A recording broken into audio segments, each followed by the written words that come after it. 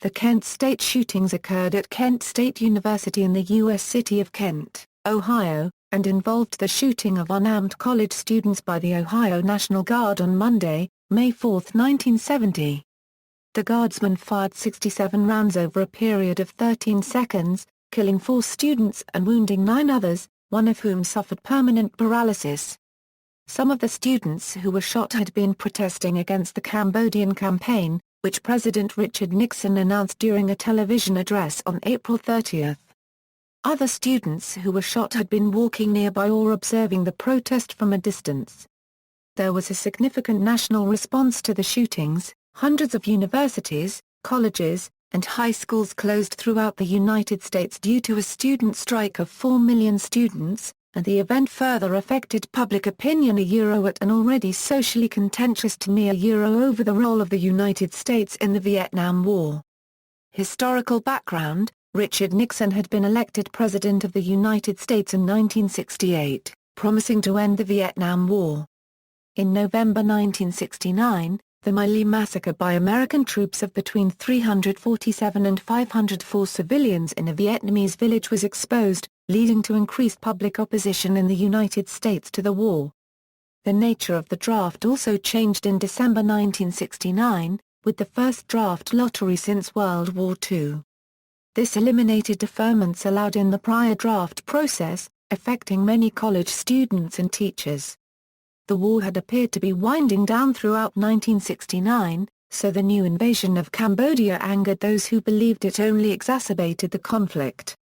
Across the country, campuses erupted in protests in what Time called a nationwide student strike, setting the stage for the events of early May 1970.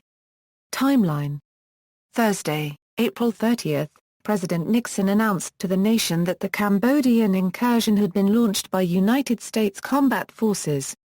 Friday, May 1, at Kent State University, a demonstration with about 500 students was held on May 1 on the Commons.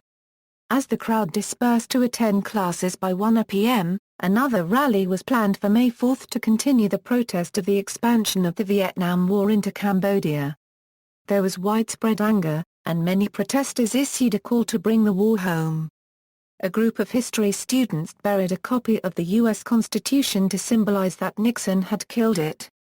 Trouble exploded in town around midnight when people left a bar and began throwing beer bottles at police cars and breaking downtown storefronts. In the process they broke a bank window, setting off an alarm. The news spread quickly and it resulted in several bars closing early to avoid trouble. Before long, more people had joined the vandalism. By the time police arrived, a crowd of 120 had already gathered. Some people from the crowd had already lit a small bonfire in the street. The crowd appeared to be a mix of bikers, students, and transient people. A few members of the crowd began to throw beer bottles at the police, and then started yelling obscenities at them. The entire Kent police force was called to duty as well as officers from the county and surrounding communities.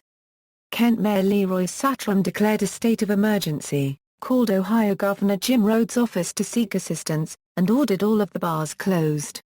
The decision to close the bars early increased the size of the angry crowd.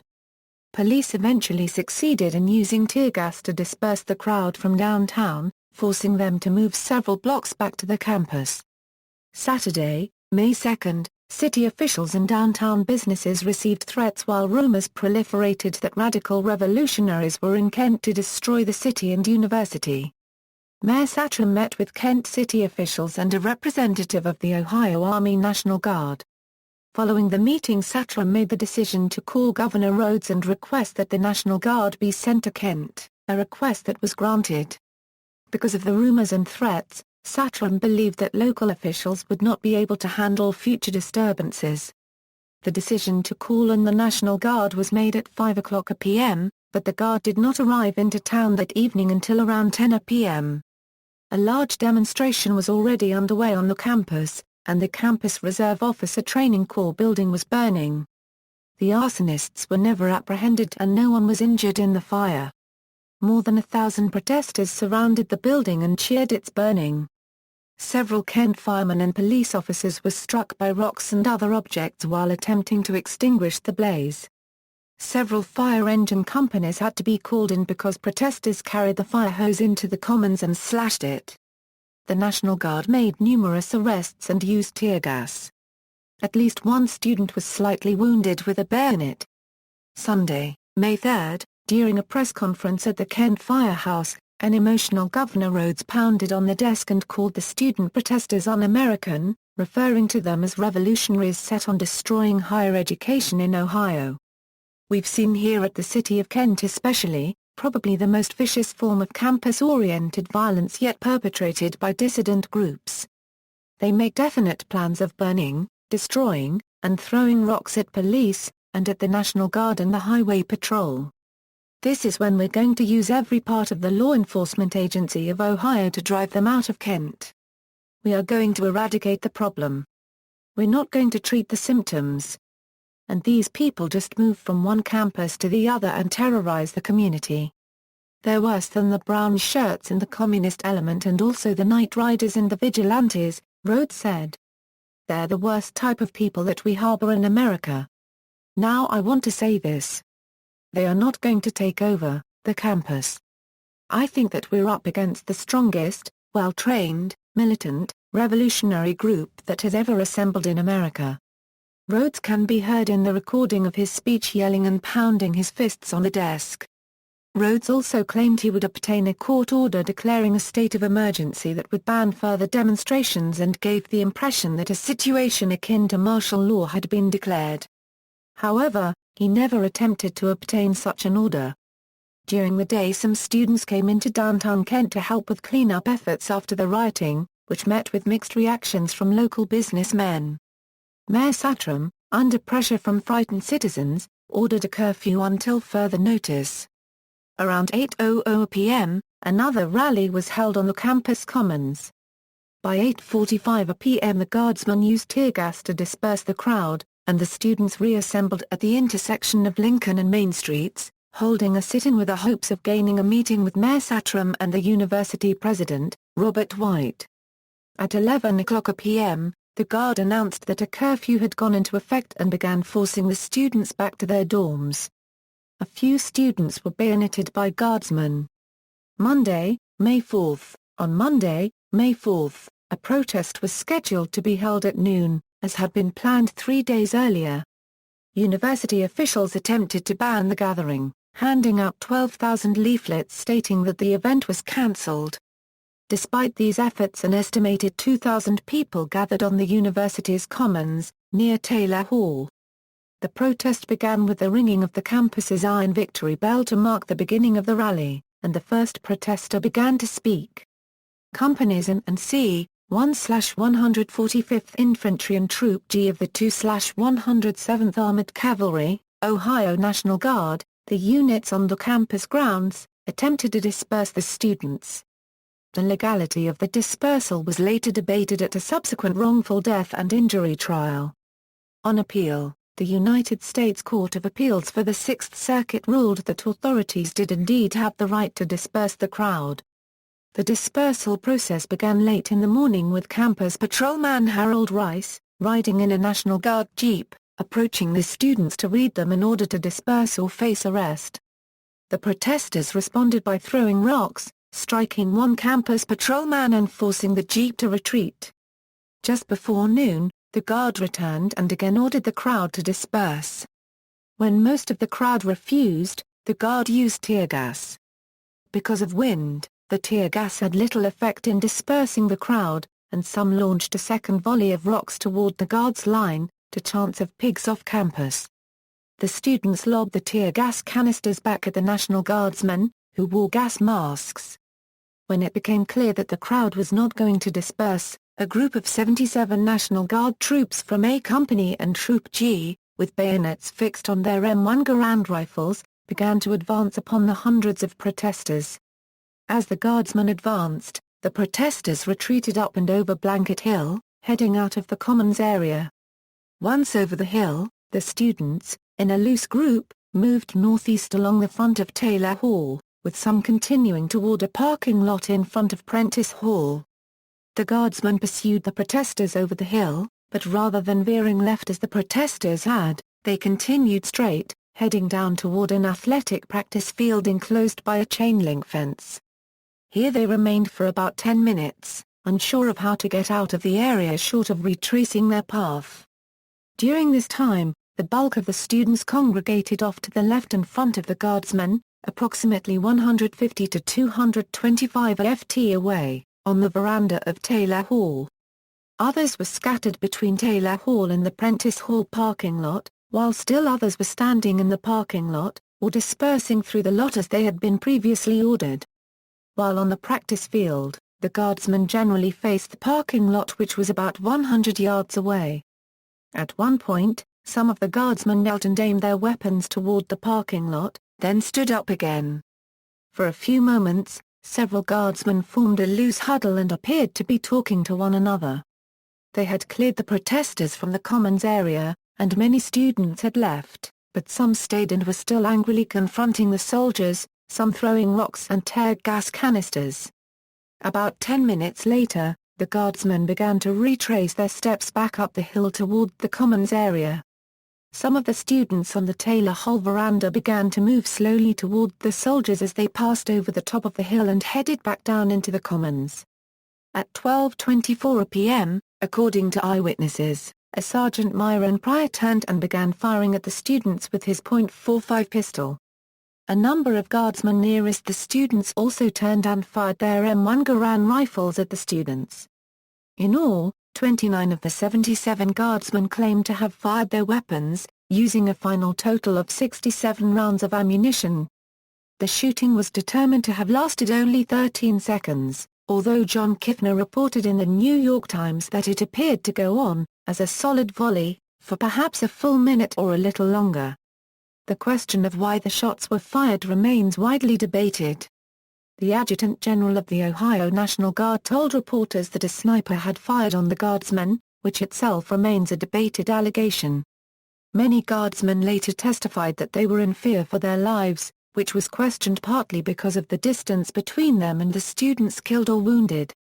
Time magazine later concluded that triggers were not pulled accidentally at Kent State. The President's Commission on Campus Unrest avoided probing the question of why the shootings happened. Instead, it harshly criticized both the protesters and the guardsmen, but it concluded that the indiscriminate firing of rifles into a crowd of students and the deaths that followed were unnecessary, unwarranted, and inexcusable. The shootings killed 4 students and wounded 9. 2 of the 4 students killed, Allison Krause and Jeffrey Miller, had participated in the protest, and the other 2, Sandra Scher and William Knox Schroeder, had been walking from one class to the next at the time of their deaths. Schroeder was also a member of the campus ROTC battalion. Of those wounded, none was closer than 71 feet to the guardsmen. Of those killed, the nearest was 225 feet away, and their average distance from the guardsmen was 345 feet. Eyewitness accounts, 2 men who were present related what they saw. Unidentified speaker 1. Suddenly, they turned around, got on their knees, as if they were ordered to, they did it all together, aimed. And personally, I was standing there saying, they're not going to shoot, they can't do that. If they are going to shoot, it's going to be blank. Unidentified speaker 2. The shots were definitely coming my way, because when a bullet passes your head, it makes a crack. I hit the ground behind the curve, looking over. I saw a student hit. He stumbled and fell, to where he was running towards the car. Another student tried to pull him behind the car, bullets were coming through the windows of the car. As the student fell behind the car, I saw another student go down, next to the curb, on the far side of the automobile, maybe 25 or 30 yards from where I was lying. It was maybe 25, 30, 35 seconds of sporadic firing. The firing stopped. I lay there maybe 10 or 15 seconds. I got up, I saw 4 or 5 students lying around the lot. By this time, it was like mass hysteria. Students were crying, they were screaming for ambulances. I heard some girls screaming, they didn't have blank, they didn't have blank, no, they didn't. May 4th, after the shootings, immediately after the shootings, Many angry students were ready to launch an all-out attack on the National Guard. Many faculty members, led by geology professor and faculty marshal Glenn Frank, pleaded with the students to leave the commons and to not give in to violent escalation. "I don't care whether you've never listened to anyone before in your lives. I am begging you right now. If you don't disperse right now, they're going to move in, and it can only be a slaughter. Would you please listen to me? Jesus Christ, one don't want to be a part of this." After 20 minutes of speaking, the students left the commons, as ambulance personnel tended to the wounded, and the guard left the area. Professor Frank's son, also present that day, said, "He absolutely saved my life and hundreds of others." Casualties: killed, Jeffrey Glenn Miller. Age 20. 265 AFT shot through the mouth. Killed instantly, Allison B. Krause. Age 19. 343 AFT fatal left chest wound. Died later that day, William Knox Schroeder. Age 19. 382 AFT fatal chest wound. Died almost an hour later in a hospital while undergoing surgery, Sandra Leisha. Age 20. 390 AFT fatal neck wound. Died a few minutes later from loss of blood. Wounded, Joseph Lewis Jr. 71 AFT. Hit twice in the right abdomen and left lower leg, John O'Cleary. 110 AFT.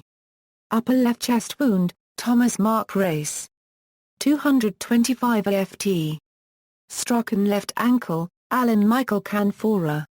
225 AFT. Hit in his right wrist, Dean O'Cala. 300 AFT. Back wound fracturing the vertebrae, permanently paralyzed from the chest down, Douglas Allen Rentmore. 329 AFT. Hit in his right knee, James Dennis Russell. 375 AFT. Hit in his right thigh from a bullet and in the right forehead by birdshot, both wounds minor, Robert Follis Stamps. 495 AFT. Hit in his right buttock, Donald Scott Mackenzie. 750 AFT. Neck wound, in the President's Commission on Campus Unrest they mistakenly list Thomas V. Grace, who is Thomas Mark Grace's father, as the Thomas Grace injured. All those shot were students in good standing at the university. Although initial newspaper reports had inaccurately stated that a number of National Guard members had been killed or seriously injured, only one guardsman, Sergeant Lawrence Schaffer, was injured seriously enough to require medical treatment, approximately 10 to 15 minutes prior to the shootings. Schaffer is also mentioned in a memo from November 15, 1973. The FBI memo was prepared by the Cleveland office and is referred to by Field Office File No. 44-703. It reads as follows. Upon contacting appropriate officers of the Ohio National Guard at Ravenna and Akron, Ohio, regarding ONG radio logs and the availability of service record books, the respective ONG officer advised that any inquiries concerning the Kent State University incident should be direct to the Adjutant General, ONG, Columbus, Ohio. 3 persons were interviewed regarding a reported conversation by Sergeant Lawrence Schaffer, ONG, that Schaffer had bragged about taking a bead on Jeffrey Miller at the time of the ONG shooting, and each interviewee was unable to substantiate such a conversation. In an interview broadcast in 1986 on the ABC News documentary series Our World, Schaffer identified the person that he fired at as Joseph Lewis.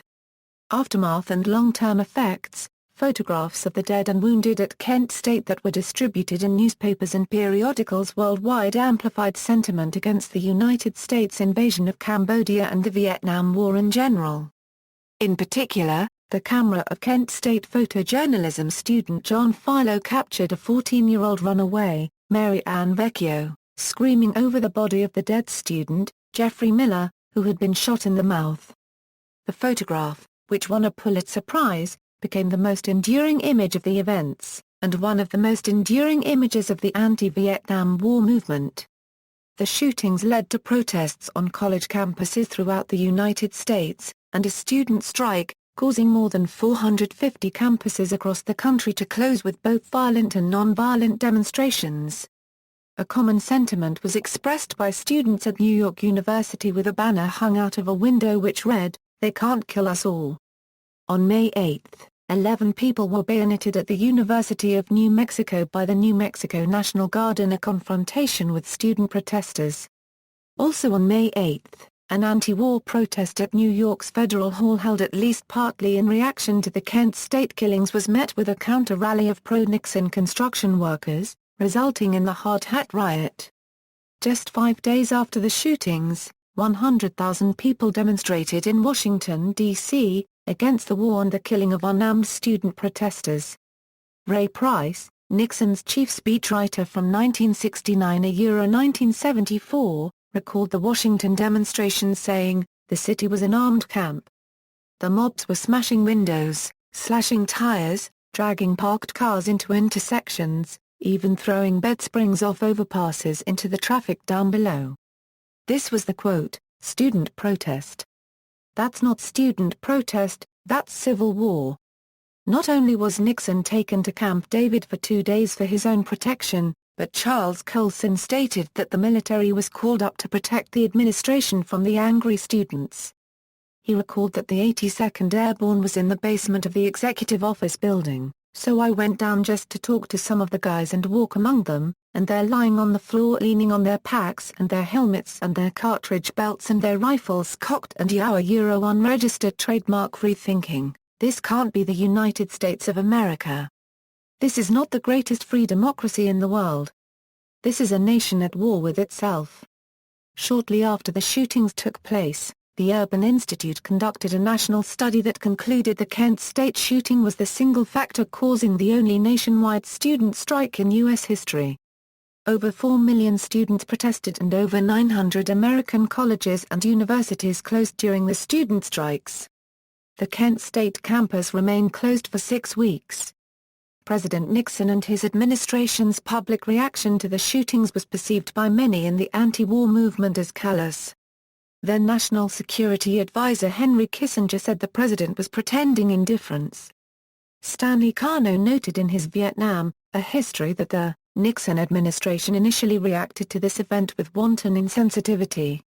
Nixon's press secretary, Ron Ziegler, whose statements were carefully programmed, referred to the deaths as a reminder that, when dissent turns to violence, it invites tragedy.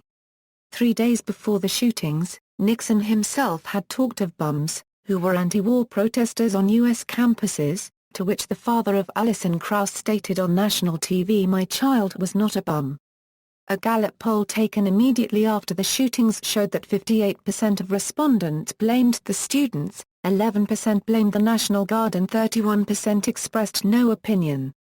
Kano further documented that at 4:15 a.m. on May 9, 1970, the president met about 30 student dissidents conducting a vigil at the Lincoln Memorial, whereupon Nixon treated them to a clumsy and condescending monologue, which he made public in an awkward attempt to display his benevolence. Nixon had been trailed by White House Deputy for Domestic Affairs Eaglecroft, who saw it differently, saying, "I thought it was a very significant and major effort to reach out." In any regard, neither side could convince the other, and after meeting with the students, Nixon expressed that those in the anti-war movement were the pawns of foreign communists. After the student protests, Nixon asked H.R. Haldeman to consider the Houston Plan, which would have used illegal procedures to gather information on the leaders of the anti-war movement. Only the resistance of J. Edgar Hoover stopped the plan.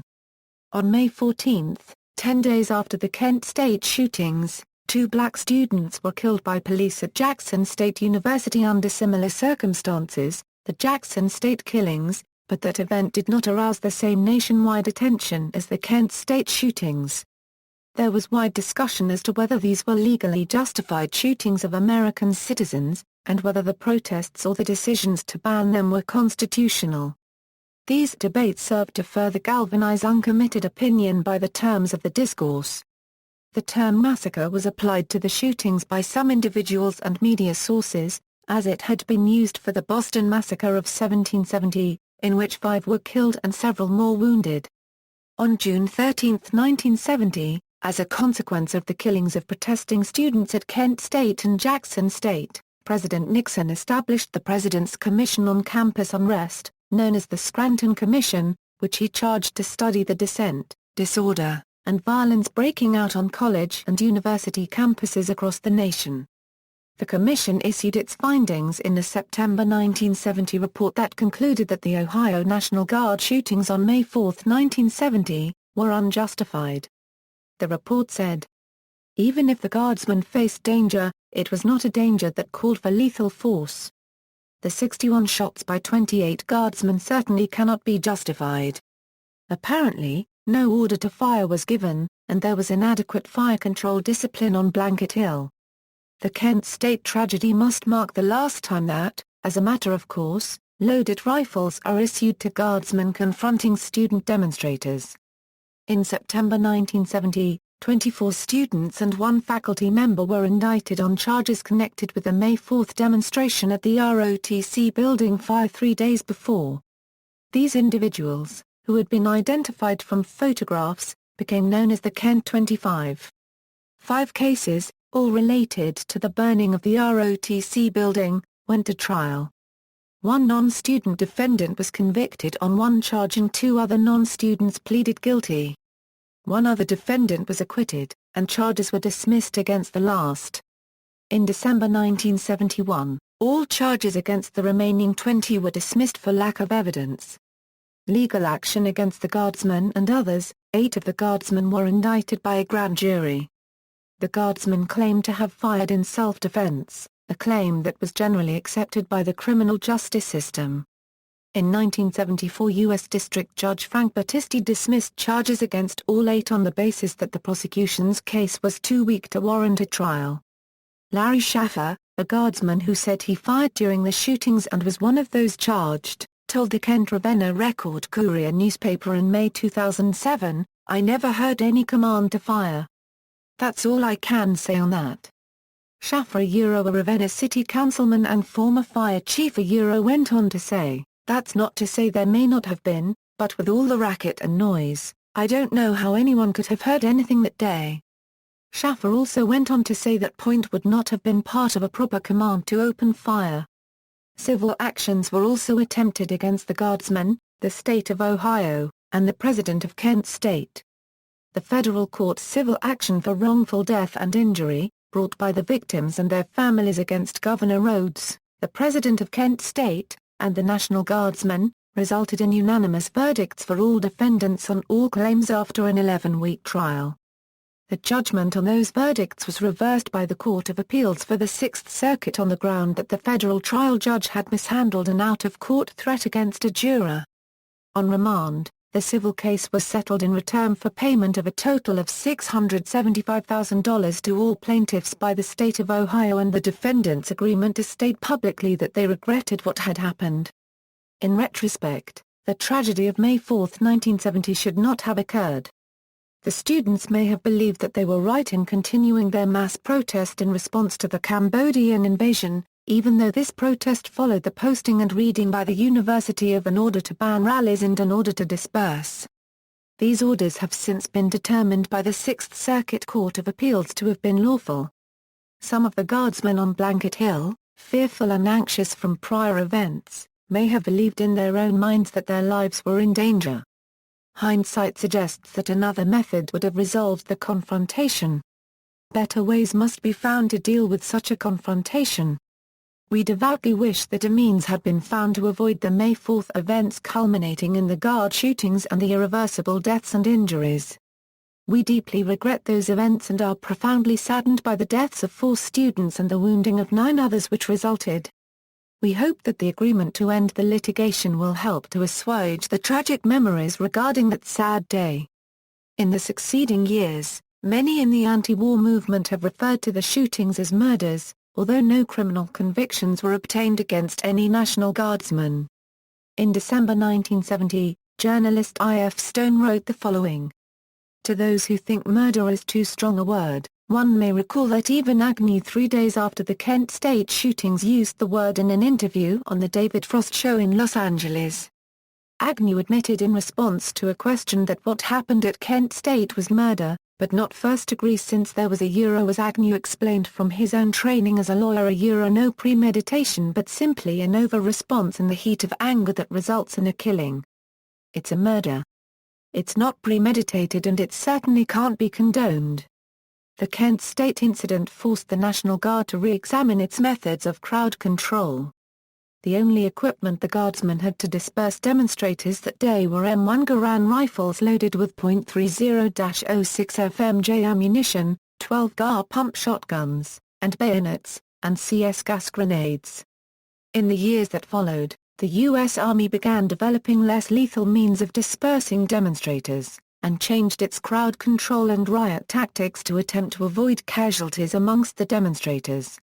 Many of the crowd control changes brought on by the Kent State events are used today by police and military forces in the United States when facing similar situations, such as the 1992 Los Angeles riots and civil disorder during the aftermath of Hurricane Katrina in 2005. One outgrowth of the events was the Center for Peaceful Change, established at Kent State University in 1971 as a living memorial to the events of May 4, 1970. Now known as the Center for Applied Conflict Management, it developed one of the earliest conflict resolution undergraduate degree programs in the United States. The Institute for the Study and Prevention of Violence, an interdisciplinary program dedicated to violence prevention, was established in 1998. According to FBI reports, one part-time student, Terry Norman, was already noted by student protesters as an informant for both campus police and the Akron FBI branch. Norman was present during the May 4 protests, taking photographs to identify student leaders, while carrying a sidearm and wearing a gas mask. In 1970, FBI Director J. Edgar Hoover responded to questions from then-Congressman John Ashbrook by denying that Norman had ever worked for the FBI, a statement Norman himself disputed. On August 13, 1973, Indiana Senator Birch Bayh sent a memo to then-Governor of Ohio John J. Gilligan suggesting that Norman may have fired the first shot, based on testimony Bayh received from guardsmen who claimed that a gunshot fired from the vicinity of the protesters instigated the guard to open fire on the students. Throughout the 40 years since the shootings, debate has continued on about the events of May 4, 1970. Two of the survivors have died, James Russell on June 23, 2007, and Robert Stamps in June 2008. Strawberry tape and further government reviews. In 2007, Alan Canfora, one of the wounded, located a copy of a tape of the shootings in a library archive. The original 30-minute reel-to-reel tape was made by Terry Strawberry, a Kent State communications student who turned on his recorder and put its microphone in his dorm window overlooking the campus. A 2010 audio analysis of a tape recording of the incident by Stuart Allen and Tom Owen, who were described by the Cleveland Plain Dealer as nationally respected forensic audio experts, concluded that the guardsmen were given an order to fire. It is the only known recording to capture the events leading up to the shootings. According to the Plain Dealer description of the enhanced recording, a male voice yells "Guard." Several seconds pass. Then, "All right. Prepare to fire. Get down." Someone shouts urgently, presumably in the crowd. Finally, "Guard." Followed 2 seconds later by a long, booming volley of gunshots. The entire spoken sequence lasts 17 seconds. Further analysis of the audio tape revealed that 4 pistol shots and a violent confrontation occurred approximately 70 seconds before the National Guard opened fire. According to the Plain Dealer, this new analysis raised questions about the role of Terry Norman, a Kent State student who was an FBI informant and known to be carrying a pistol during the disturbance. Alan Canfora said it was premature to reach any conclusions. In April 2012, the United States Department of Justice determined that there were insurmountable legal and evidentiary barriers to reopening the case. Also in 2012, the FBI concluded the Strawberry tape was inconclusive because what has been described as pistol shots may have been slamming doors and that voices heard were unintelligible. Despite this, Organizations of survivors and current Kent State students continue to believe the Strawberry tape proves the guardsmen were given a military order to fire and are petitioning State of Ohio and U.S. government officials to reopen the case using independent analysis. The organizations do not desire to prosecute or sue individual guardsmen, believing they are also victims. One of these groups, the Kent State Truth Tribunal, was founded in 2010 by the family of Alison Krauss along with Emily Consular to demand accountability by the U.S. government for the massacre. In 2014, KSTT announced their request for an independent review by the United Nations Human Rights Committee under the International Covenant on Civil and Political Rights, the human rights treaty ratified by the United States. Memorials and remembrances. Each May 4 from 1971 to 1975, the Kent State University administration sponsored an official commemoration of the events. Upon the university's announcement in 1976 that it would no longer sponsor such commemorations, the May 4 Task Force, a group made up of students and community members, was formed for this purpose. The group has organized a commemoration on the university's campus each year since 1976. Events generally include a silent march around the campus, a candlelight vigil, a ringing of the victory bell in memory of those killed and injured, speakers, and music. On May 12, 1977, a tent city was erected and maintained for a period of more than 60 days by a group of several dozen protesters on the Kent State campus. The protesters, led by the May 4 Task Force but also including community members and local clergy, were attempting to prevent the university from erecting a gymnasium annex on part of the site where the shootings occurred 7 years earlier, which they believed would alter and obscure the historical event. Law enforcement finally brought the tent city to an end on July 12, 1977, after the forced removal and arrest of 193 people. The event gained national press coverage and the issue was taken to the U.S. Supreme Court. In 1990, 20 years after the shootings, a memorial commemorating the events of May 4 was dedicated on the campus on a 2.5-acre site overlooking the university's commons where the student protest took place. Even the construction of the monument became controversial and, in the end, only 7% of the design was constructed. The memorial itself does not contain the names of those killed or wounded in the shooting. Under pressure, the university agreed to install a plaque near it with the names. In 1999, at the urging of relatives of the 4 students killed in 1970, the university constructed an individual memorial for each of the students in the parking lot between Taylor and Prentice Halls. Each of the 4 memorials is located on the exact spot where the student fell, mortally wounded. They are surrounded by a raised rectangle of granite featuring 6 light posts approximately 4 feet high, with the student's name engraved on a triangular marble plaque in one corner. George Siegel's 1978 cast-from-life bronze sculpture, in memory of May 4, 1970, Kent State, Abraham and Isaac, was commissioned for the Kent State campus by a private fund for public art, but was refused by the university administration who deemed its subject matter too controversial. The sculpture was accepted in 1979 by Princeton University, and currently resides there between the university chapel and library. An earlier work of land art, partially buried woodshed, was produced on the Kent State campus by Robert Smithson in January 1970. Shortly after the events, an inscription was added that recontextualized the work in such a way that it came to be associated by some with the event.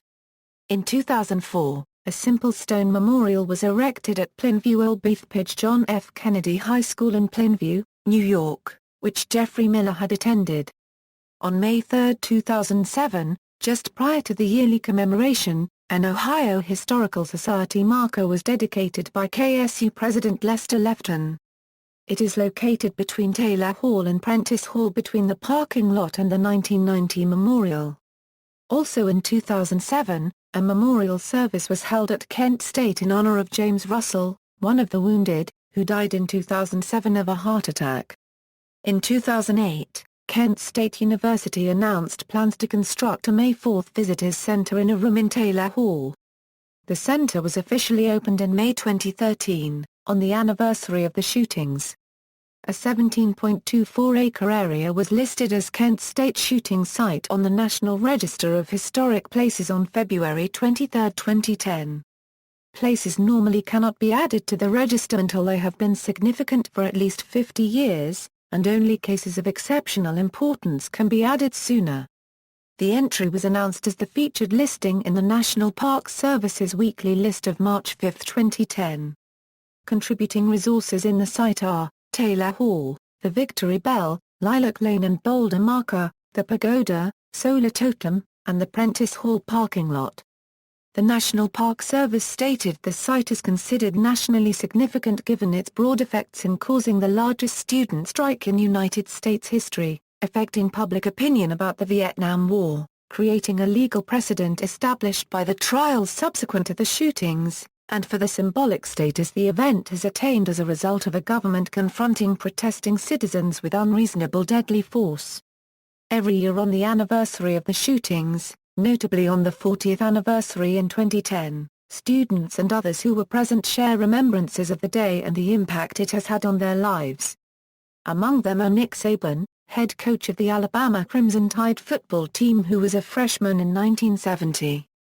Surviving student Tom Grace, who was shot in the foot. Kent State faculty member Jerry Lewis. Photographer John Philo. And others. Cultural references, documentary, 1970, Confrontation at Kent State, a Euro documentary filmed by a Kent State University filmmaker in Kent, Ohio, directly following the shootings. 1971, Alison, a Euro, a tribute to Alison Krauss. 1979, George Segal, a Euro documentary about American sculptor George Segal. Segal discusses and is shown creating his bronze sculpture Abraham and Isaac, which was originally intended as a memorial for the Kent State University campus. 2000, Kent State, The Day the War Came Home, the Emmy Award-winning documentary featuring interviews with injured students, eyewitnesses, guardsmen, and relatives of students killed at Kent State. 2007, Fort Totten, Ohio, An American Issues Trauma, Euro documentary featuring interviews with injured students, eyewitnesses and a German journalist who was a U.S. correspondent. 2008, How It Was, Kent State Shootings, a Euro National Geographic Channel documentary series episode. 2010, Fire in the Heartland, Kent State, May 4, and Student Protest in America, Euro documentary featuring the build-up to, the events of, and the aftermath of the shootings, told by many of those who were present and in some cases wounded. Film and television, 1970, The Bold Ones, The Senator, a Euro, a television program starring Hal Holbrook, aired a two-part episode titled A Continual Roar of Musketry, which was based on a Kent State-like shooting. Holbrook's senator character is conducting an investigation into the incident. 1974, The Trial of Billy Jacky, Euro. The climactic scene of this film depicts National Guardsmen lethally firing on unarmed students, and the credits specifically mention Kent State and other student shootings. 1981, Kent State, a Euro television docudrama. 1995, Nixon, a Euro directed by Oliver Stone, the film features actual footage of the shootings. The event also plays an important role in the course of the film's narrative. 2000, The 70s, starring Vanessa Shaw and Amy Smart, a mini-series depicting 4 Kent State students affected by the shootings, as they move through the decade. 2002, The Year That Trembled, a coming-of-age movie set in 1970 Ohio, in the aftermath of the Kent State killings. 2009, Watchmen, directed by Zack Snyder, depicts a reenacted scene of the shooting in the few opening moments of the film. 2013, Freedom Deal, The Story of Lucky, a historical drama made in Cambodia by filmmaker Jacky, is the only existing on-screen dramatization to date which depicts the 1970 USARVN incursion into Cambodia from a Cambodian point of view. Archival U.S. military radio audio mentions the evolving Kent State situation while the Cambodian protagonists make their way through the conflict. Literature, graphic novels, issue number 57 of Warren Ellis' graphic novel, Transmetropolitan, contains an homage to the Kent State shootings and John Philo's photograph of Mary Ann Vecchio. Plays, 1976 Kent State, a Requiem by J. Gregory Payne. First performed in 1976. Told from the perspective of Bill Schroeder's mother, Florence, this play has been performed at over 150 college campuses in the US and Europe in tours in the 1970s, 1980s, and 1990s. It was last performed at Emerson College in 2007. It is also the basis of NBC's award-winning 1981 docudrama Kent State. 1993 Blanket Hill explores conversations of the National Guardsmen hours before arriving at Kent State University. Activities of students already on campus. The moment they meet face-to-face on May 4, 1970. Framed in the trial 4 years later. The play originated as a classroom assignment, initially performed at the Pan-African Theatre and was developed at the Organic Theatre, Chicago. Produced as part of the Student Theatre Festival 2010, Department of Theatre and Dance, Kent State University, it was again designed and performed by current theatre students as part of the May 4, 40 commemoration. The play was written and directed by K. Kosh Griff. A DVD of the production is available for viewing from the May 4 collection at Kent State University, 1995 Nightwalking. Voices from Kent State by Sandra Perlman, Kent, Franklin Mills Press, first presented in Chicago April 20, 1995, Weber. Kent State is referenced in Nikki Giovanni's The Beat Beat poem. 2010 David Hasseler, director of the Wick Poetry Center at Kent State and theater professor Catherine Burke teamed up to write the play May 4 Voices, in honor of the incident's 40th anniversary. 2012-4 Dead in Ohio, Antigone at Kent State, an adaptation of Sophocles' Antigone using the play Burial at Thebes by Nobel laureate James Heaney. It was performed November 15 for Euro 18, 2012 in Tansel Theatre. Poetry. The incident is mentioned in Allen Ginsberg's 1975 poem Harder Be Playin' on a Jukebox. The poem Bullets and Flowers by Yevgeny Yevtushenko is dedicated to Alison Krauss. Krauss had participated in the previous day's protest during which she reportedly put a flower in the barrel of a guardsman's rifle, as had been done at a war protest at the Pentagon in October 1967, and reportedly saying, "Flowers are better than bullets." Peter McCuck's poem The Commons is about the shootings. McCuck, a 1971 graduate of Kent State, was present on the Commons during the incident.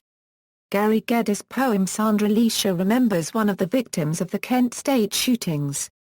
Janet Ruth Heller's poem For Mary Vecchio, 1973 portrays Vecchio as a modern Mary praying over the fallen students. This poem was first published in Canticum Novum and reprinted in Janet Ruth Heller's book, Folk Concert. Prose. Harlan Ellison's story collection, Alone Against Tomorrow, is dedicated to the 4 students who were killed. Leslie Choice's novel, The Republic of Nothing, mentions how one character hates President Richard Nixon due in part to the students of Kent State. Gail Bordino's Dragonsword trilogy follows the story of a teaching assistant who narrowly missed being shot in the massacre. Frequent references are made to how the experience and its aftermath still traumatize the protagonist decades later, when she herself is a soldier. Jerry Fishman's How Nixon Taught America to Do the Kent State Mambo is a fantasy novella about the tragedy. Stephen King's post-apocalyptic novel The Stand includes a scene in Book I in which Kent State campus police officers witness U.S. soldiers shooting students protesting the government cover-up of the military origins of the superflu which is decimating the country. Music. The best-known popular culture response to the deaths at Kent State was the protest song Ohio, written by Neil Young for Crosby, Stills, Nash and Young.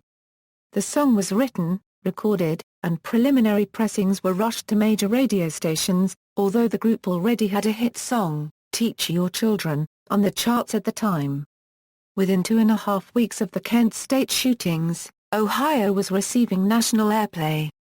Crosby, Stills, and Nash visited the Kent State campus for the first time on May 4, 1997, where they performed the song for the May 4 Task Force's 27th annual commemoration.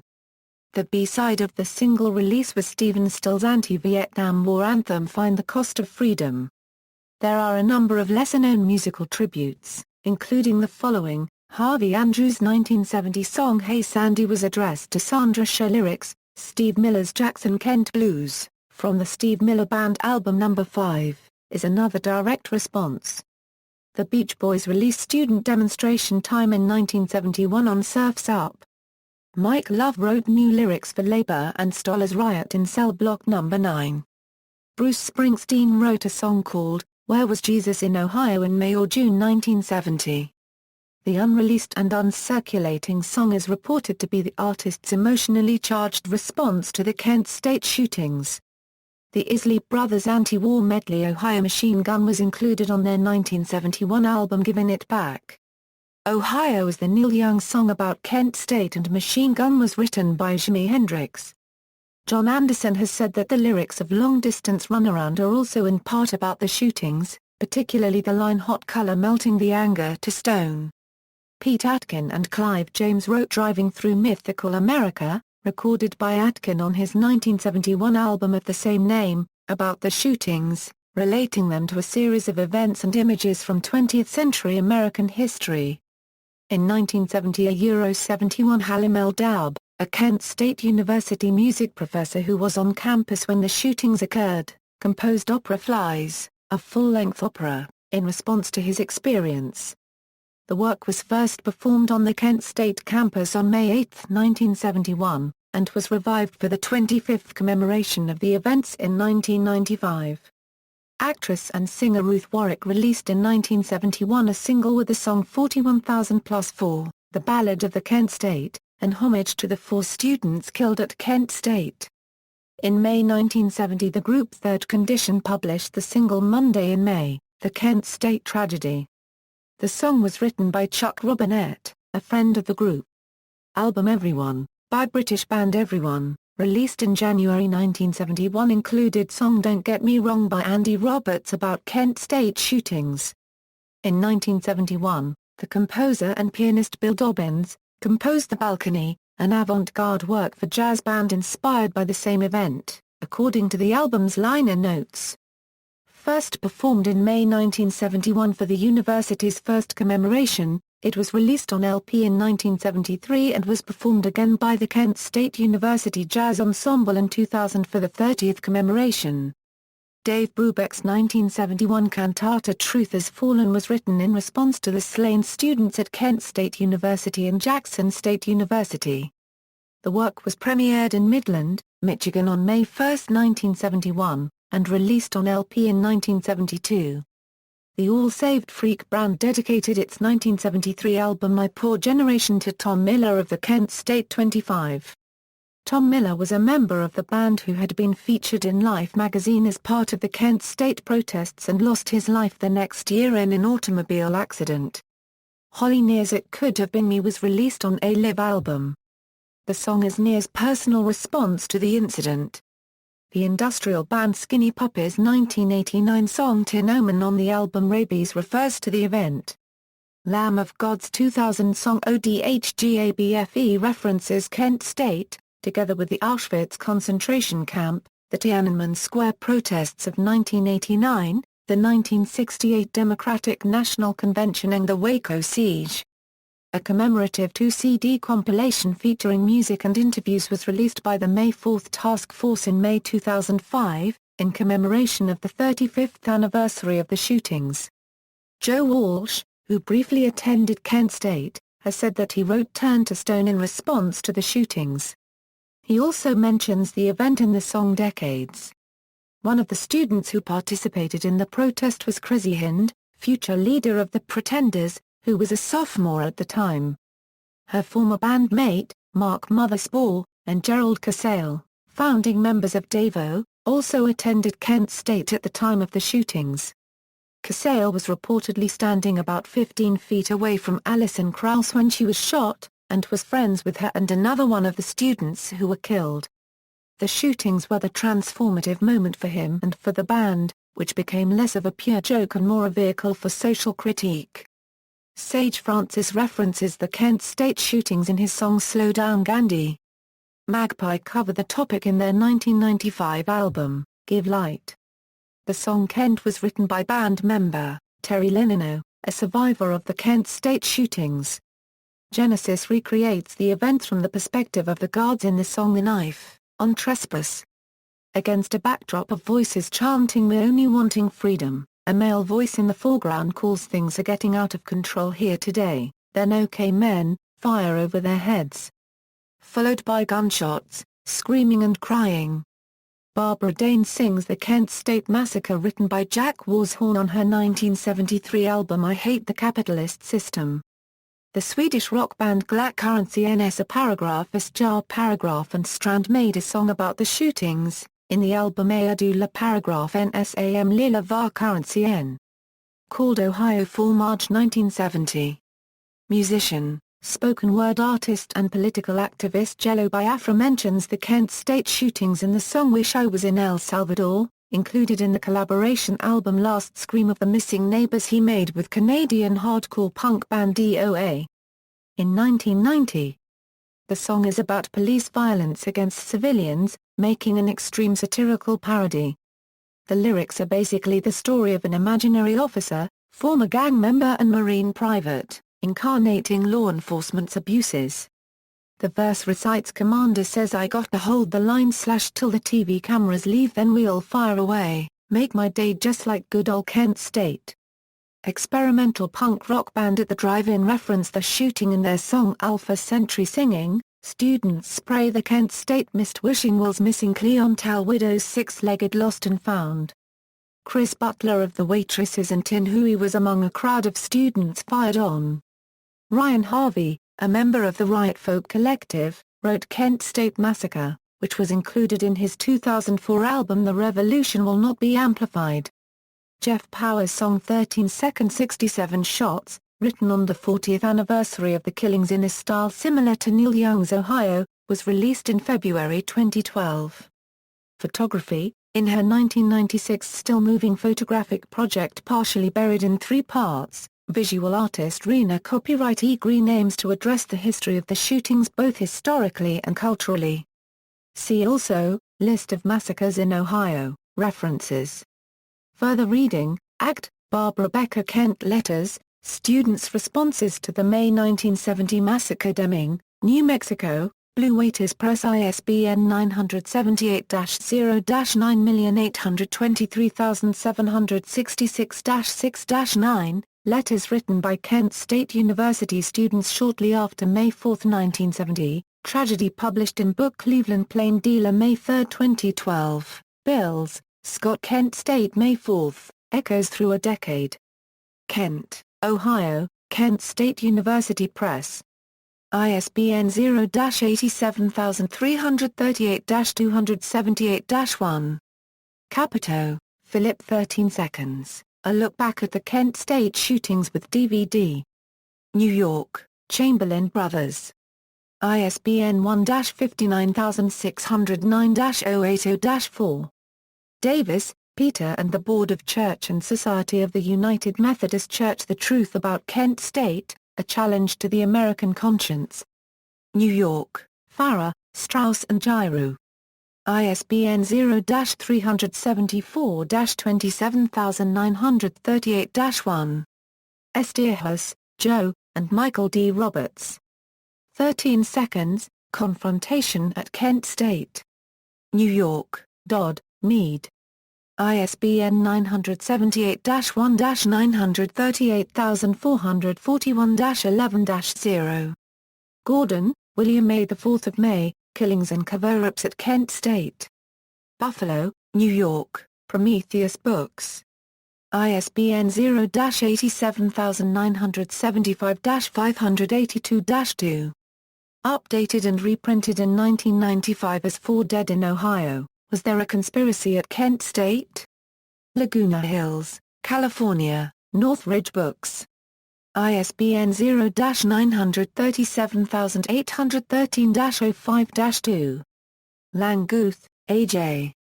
Our Vietnam, The War 1954–1975. New York, Simon & Schuster. ISBN 0-7432-1231-2. Lissman, John W. Jr. Kent's Other Casualties, National Guard Magazine, May 2000. Mykoner, James. Kent State, What Happened and Why? New York, Random House and Reader's Digest Books. ISBN 0-394-47199-7. Payne, J. Gregory. Mayday, Kent State. Dubuque, Iowa, Kendall Hunt Pub Company. ISBN 0-8403-2393-X.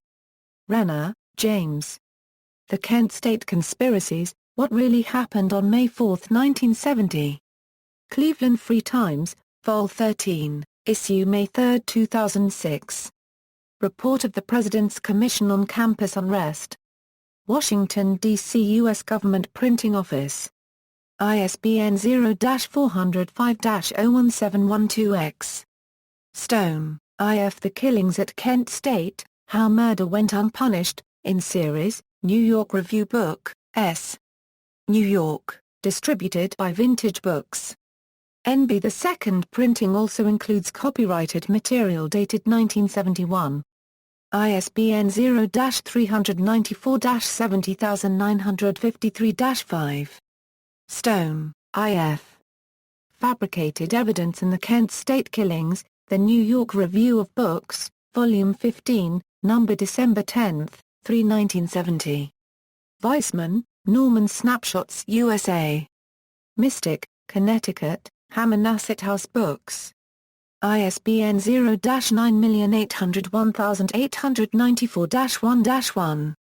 External links, Kent State University May 4, 1970 Resource page, Kent State University May 4, 1970, Online Newsroom, Kent State University May 4, 40 Commemoration Event listing a Euro 2010 Anniversary Events at KSU, Kent State University, Department of Special Collections and Archives, May 4 Collection, May 4 Task Force homepage, May 4 Shootings at Kent State University, The Search for Historical Accuracy by Jerry M. Lewis and Thomas R. Hensley, Vietnam War Song Project, Kent State Songs by Justin Brummer, May 4 Archive.org, FBI file on the Kent State shootings, Tom Grace Eyewitness account, Eyewitness, Howard Ruffner, Repository of Oral Histories of the Kent State Shootings, Kent State Shooting Scrapbook, links, photos, music and eyewitness reports about the shootings at Kent State.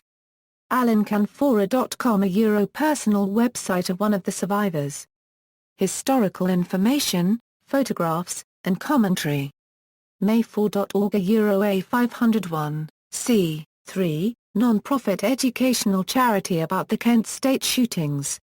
Kent State Remembered, a Euro A collection of articles regarding the Kent State protest. Annotated bibliography focusing on the legal aftermath, Mike and Kendra's Kent State, May 4, 1970 website, a Euro detailing the commemoration process and related controversies and providing sources for research. When the Gun Smokes and the Press Doesn't Smell It, Media Silence on Kent State Revelations, by Bob Fetrakis and Harvey Wasserman, WKSU News: Newly enhanced audio tape may reveal order to fire on Kent State students, former student who was shot calling for investigation, Tuesday, May 1, 2007, a Euro with audio links, Remembering Kent State Shooting Victims by Jim McKinnon, Akron Beacon Journal writer, May 5, 2008, a Euro Scott Ritter speaks, a 2008 commemoration, newspaper article archives, Kent State Tragedy, reflecting on May 4, 1970, Kent State Shootings 40th Anniversary. Kent State 1970, Information Repository by WKSU, National Register Nomination Form, Audio, Remembering Kent State, 1970, Sound Montage on Kent State, Morning Edition, NPR, 52,000, Video, Dean Karla on KSU's May 4 Visitors Center, short interview with Dean Karla. On 40th anniversary of Kent State shootings, Truth Tribunal seeks answers, a Euro video report by Democracy Now! Death at Kent State, Nat George Online.